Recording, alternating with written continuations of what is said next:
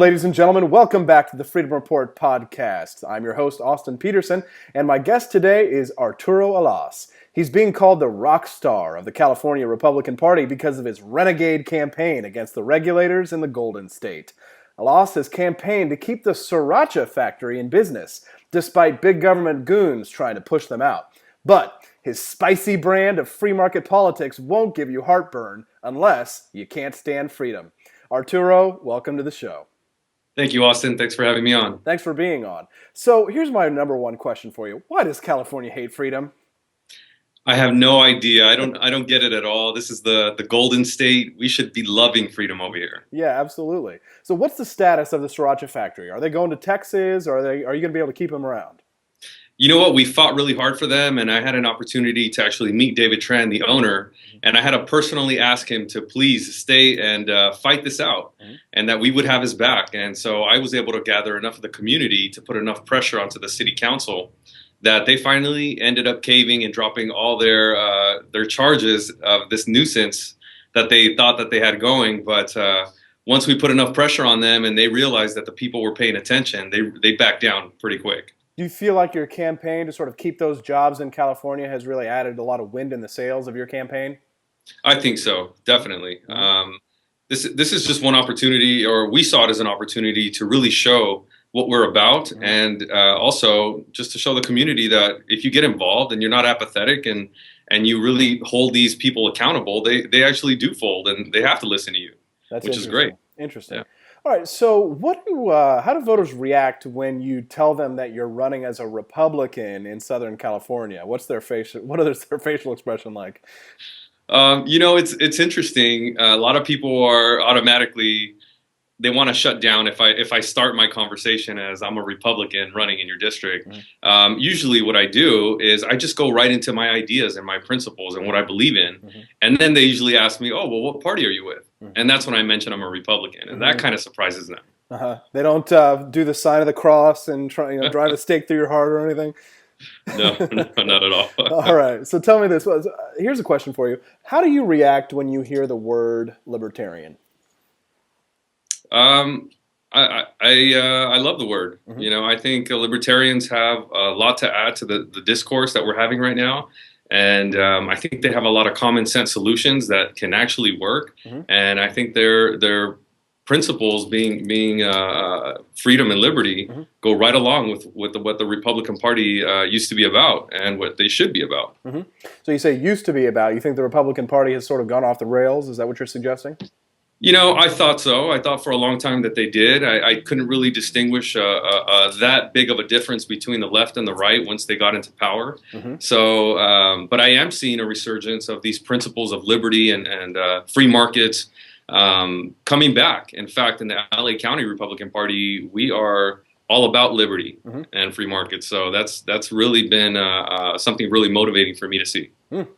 Okay, so I'd like to delve into some issues that you might have to handle if you're a congressman. I think the voters in your district would be very interested to hear your thoughts on these matters of national and international importance. The first question that I'd like to ask you has to do with a recent bill that was passed in the House of Representatives that was foreign aid. It's a foreign aid bill, hundreds of millions of dollars that was going to the state of Israel to defend themselves against rocket attacks in Hamas. And ostensibly, the purpose of this money is being used for defense purposes, but a lot of people worry that this money might be used to harm civilians in the offensive that Israel has undertaken.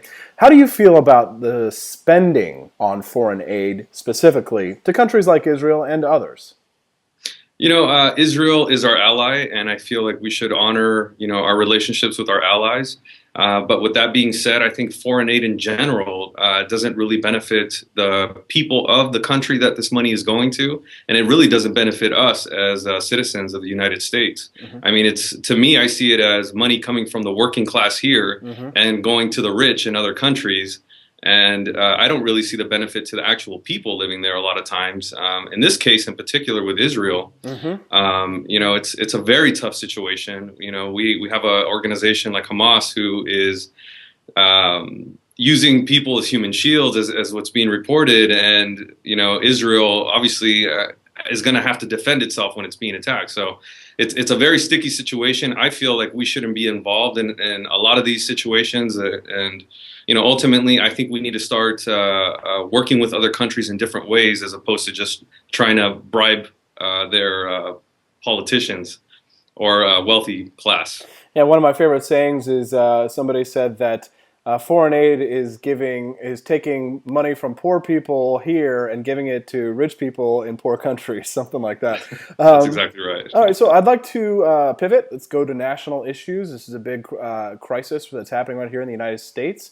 The immigration situation on our southern border. There is a horde of children amassing on our southern border, coming not just from Mexico, but from nations in South America as well.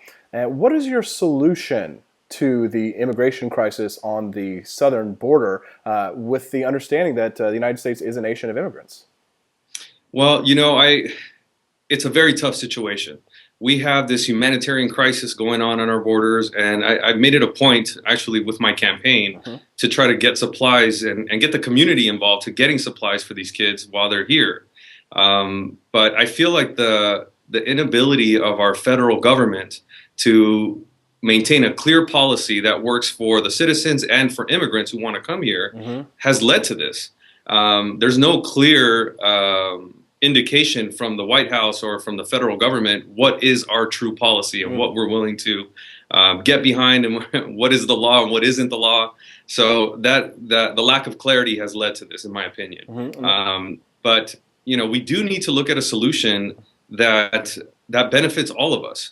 The fact that we have such a big welfare state and nanny state, I think, is the biggest problem, and I think that's the one thing we don't hear a lot of people talking about. Right. I think a lot of these people want to come here to work, just like my parents came here. I'm a first-generation American, and I know that they came here. They never got into any sort of government assistance. They just wanted the opportunity to work and to have a better life. And I feel like people like that are what make America great. And we need to get back to those basics, and we need to start looking. If the problem is the welfare state, the inability to afford or to take care of so many people, we should start empowering people to take care of themselves. And I think that would solve a lot of the issue in the first place. Okay. I'd like to move on to another issue that's somewhat related. It's come to my attention that we are bringing persons infected with the deadly virus, the Ebola virus, into the United States. Now, but we're told that they're being brought in under very strict conditions, and they're being brought to Atlanta, to the finest facilities in the world, to maintain, make sure that we don't have an outbreak of this deadly disease. But then, I look at a story that occurred last month where Maryland, they had lost all of these vials of infectious diseases. Something like, I think they had like the bubonic plague was just left in a cardboard box in a storage facility somewhere. And so we're supposed to sort of take their word for it, that the CDC is managing these people and that we won't have to worry about it. But then you look at what the record of government is when it comes to their track record for keeping this stuff safe and secure. How do you feel about the United States government bringing Ebola-infected patients into the United States? Right off the bat, it makes me nervous. Just because we've been witnessing all the lack of responsibility and ability of the government to handle any sort of crisis in a positive way. So when they're starting to bring something like the Ebola virus over here, I have this nervous feeling right off the bat. But we do have some of the best resources here medically available. And, my only hope is that they do maintain this as quarantined as they say they are.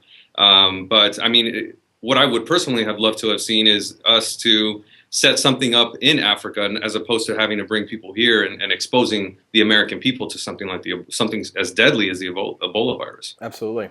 Okay, well, I'd like to talk about politics again, and this is just sort of speculation. We're tossing out 2 years ahead. Let's say it's 2016. You've been a congressman for 2 years. Obviously you'll be running for re-election again. But two men ask for your endorsement for President of the United States. One is Rick Perry. The other, Rand Paul. Who do you endorse and why? That's easy. I would go with Rand Paul. Okay. Why I is just that? think that I think that he has more in line with my views, and I think his views in particular, and his views in particular would be the most beneficial to the American people, especially right now. I think that he's got a good sense of where the people are in the U.S. and what they need, and he's the only one really going out there and solving problems. And that's what we need. We need people to reach across the aisle, make friends with the Democrats. If you're a Republican, and Democrats need to do the same thing. But he's the only one really giving me hope that he has the ability to do that, and he's showing it. I mean, just right now with what he's doing with Cory Booker on the bill that he just recently proposed on mandatory minimums. I mean, I think that's something that both sides can agree on, and something that we need to get fixed immediately and can benefit us as people immediately, and he's doing it. So he's doing things that I really love and admire, and I'm rooting for him, and I'm going to do everything I can to help him get elected should he decide to run. That's very interesting. So tell me, where can people go to find out more information about your campaign? They can find us at www.electalas.com. And you can also find us on Facebook at Elect Alas as well, and Twitter at Elect Alas. Arturo Alas, he's the rock star of the California Republican Party. Arturo, thank you very much for being on the show. Thank you so much.